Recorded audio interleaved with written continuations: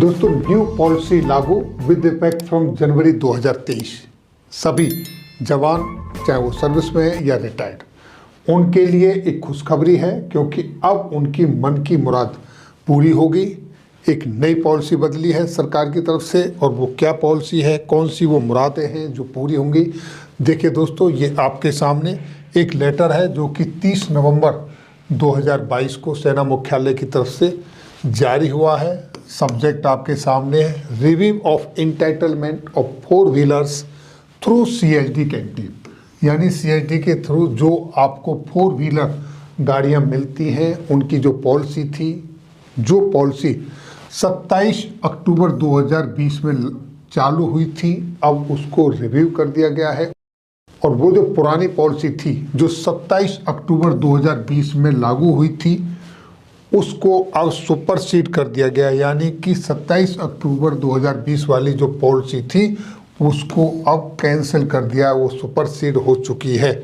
जिसमें पे लेवल्स 3 से 6 तक 6 लाख तक की कैपेसिटी थी, और 7 to 9 पे लेवल वालों के लिए 7 लाख की लिमिट रखी गई थी। इसी तरीके से अफसर्स के लिए पे लेवल 10 से 18 तक 15 लाख की जो लिमिट रखी गई थी, अब इसमें चेंजेस हो गए हैं और ये रिव्यू हो गई है। अब जो आप के लिए इंटाइटलमेंट हुआ है वो देखिए दोस्तों, पे लेवल 3 से लेके 5 तक, अब ये 8 लाख रुपए की कॉस्ट की गाड़ी खरीद सकते हैं। और यानी कि अब आप जो पहली कार है वो सर्विस में 5 साल की सर्विस पूरी होने के बाद ले सकते हैं, 8 लाख रुपए की, जिसमें टैक्स वगैरह बाद में लगेंगे।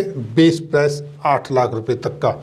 और दोस्तों विडो के लिए, अगर उनके हस्बैंड ने, सर्विंग पर्सनल ने, जो प्राइमरी बेनिफिशियरी हैं CSD के, उनका कोटा बाकी है, तो वो उनकी विडो अवेल कर सकती हैं। लेकिन पहली गाड़ी खरीदने के बाद दूसरी जो गाड़ी खरीदी जाएगी उसके बीच में 8 साल का अंतर होना चाहिए दोनों गाड़ियों के बीच में, पहली से दूसरी की में, और एक गाड़ी सर्विस में और एक गाड़ी सर्विस के बाद।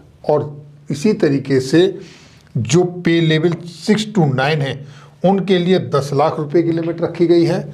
वही कंडीशन है, पहली गाड़ी आपकी 5 ईयर सर्विस के बाद ले सकते हो, और जब आप जवान रैंक में अगर 5 ईयर्स की सर्विस के बाद एक गाड़ी खरीद लेते हैं तो जेसीओ प्रमोट होने के बाद फिर एक गाड़ी और ले सकते हो इन सर्विस। लेकिन पहली और दूसरी गाड़ी के बीच में 8 साल का गैप होना चाहिए, और पोस्ट रिटायरमेंट के बाद भी आप एक और गाड़ी ले सकते हो। लेकिन उसके और पहली गाड़ी के बीच में भी 8 साल का ही गैप होना चाहिए। और यही कंडीशन है दोस्तों विडो के लिए, कि यानी कि अगर प्राइमरी बेनिफिशियर का कोटा बचा हुआ है तो उनकी जो विडो है वो गाड़ी ले सकते हैं, वो कोटा अवेल कर सकते हैं।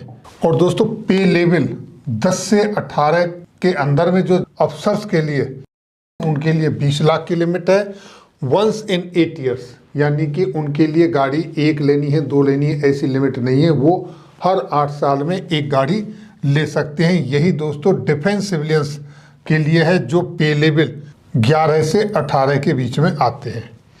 अब दोस्तों यहाँ पर बड़ी खुशी की बात यह है कि जैसा आप सभी जानते हो, इलेक्ट्रिक व्हीकल अभी आने शुरू हो गए, और इलेक्ट्रिक व्हीकल आपके इंटाइटलमेंट से अलग एडिशनल आपको ऑप्शन दिया गया है। वो भी आप खरीदना चाहते हैं तो वो भी आप खरीद सकते हैं, लेकिन उसकी जो कॉस्ट की लिमिट रखी है वो रखी गई है 5 लाख रुपीज़ तक। और इसमें कोई स्पेसिफिक क्लासिफिकेशन नहीं किया गया है इलेक्ट्रिक व्हीकल के लिए। जेसीओ जवान और अफसरों के बीच में वो सभी के लिए कॉमन है।